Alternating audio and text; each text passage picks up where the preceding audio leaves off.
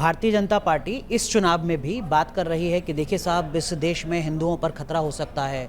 वो दावा कर रही है कि हमने अयोध्या में भगवान श्री राम का मंदिर बनाया है जो 500 साल से नहीं बन पाया था। जी। वो अपने पिछले 10 साल के विकास के दावे भी कर रही है और वो बता रही है कि आरक्षण को खत्म करने की साजिश इंडिया गठबंधन की तरफ से की जा रही है। जब भारतीय जनता पार्टी, जो सबसे बड़ी पार्टी है, 10 साल से सत्ता में है, वो इन मुद्दों पर चुनाव लड़ रही है, बीएसपी कैसे मुकाबला करेगी?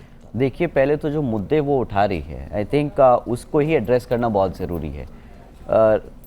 स्टार्टिंग विद ये जो बोलते हैं कि इन्होंने 80 करोड़ जनता को फ्री में राशन दिया।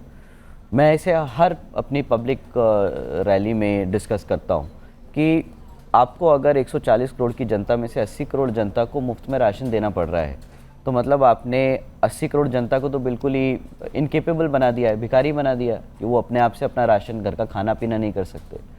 रही बात दूसरी कि वो डेवलपमेंट की बात करते हैं, आई डोंट सी कि कोई ऐसा काम किया है उन्होंने जिस पे वो दावा ठोक के बोल सके कि हमने ये पब्लिक इंटरेस्ट में काम किया हो।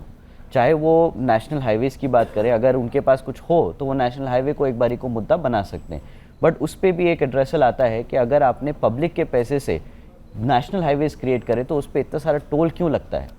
टोल कलेक्शन आज की डेट में 56,000 प्लस करोड़ पहुंच चुका है जी। वो जनता क्यों उस टोल का टैक्स जमा करती है जब उसी के पैसे से ये लोग वो नेशनल हाईवेज क्रिएट करते हैं?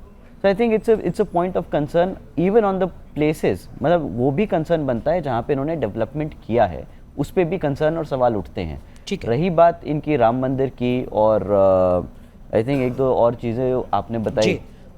ठीक है, राम मंदिर मोटे तौर पर हिंदुओं को खतरा हो सकता है, हिंदुओं को खतरा अगर इंडिया गठबंधन जीत जाता है तो किस बात का खतरा है हिंदुओं को? आज हिंदुओं की population, Hindu is the majority religion in the country, मतलब हिंदू मेजॉरिटी में बैठा है, किस चीज़ से खतरा है उसे? बिल्कुल खतरा नहीं है। आई थिंक जो बीजेपी की सरकार है उसके पास कुछ मुद्दे नहीं बचे। क्यों वो डेवलपमेंट या एम्प्लॉयमेंट की बात नहीं करती? क्यों वो एजुकेशन के ऊपर बात नहीं करती? वो डिजिटल इंडिया की बात करती है, वो स्किल इंडिया की बात करती है। स्किल इंडिया की खुद की रिपोर्ट है, 2021 का रिपोर्ट है स्किल इंडिया का, जिसमें वो खुद बता रहा है कि जो 50% ग्रेजुएट्स निकल भी रहे हैं वो अनएम्प्लॉयबल हैं।